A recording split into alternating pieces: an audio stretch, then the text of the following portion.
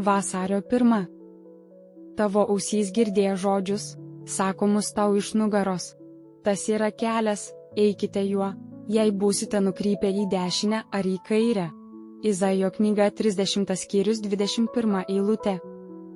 Jeigu mes prieitume kryžkelę, ateitume iki tam tikro krizinio momento mūsų išbandymuose ir nežinotume, kuria kryptimi eiti, ar į dešinę, ar į kairę, tai turėtume iš karto sustoti, įsiklausyti ir išgirsti šį balsą.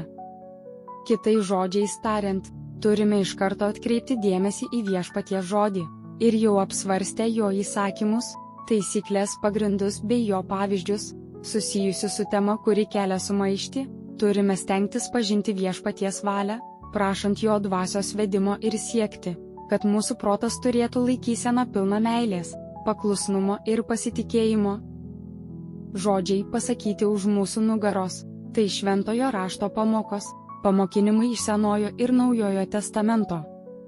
Šiuos pamokinimus galime pritaikyti, esant bet kokioms aplinkybėms ir bet kokiems gyvenimo išbandymams.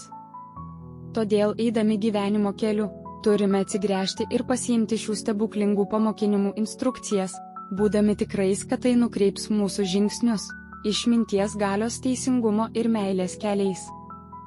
Klausimai: ar šią savaitę elgiausi, laikydamasis Dievo žodžio? Kokiose aplinkybėse? Kokie buvo rezultatai?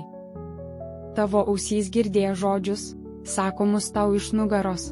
Tas yra kelias, eikite juo, jei būsite nukrypę į dešinę ar į kairę. Izaijo knyga 30 skyrius 21 eilutė.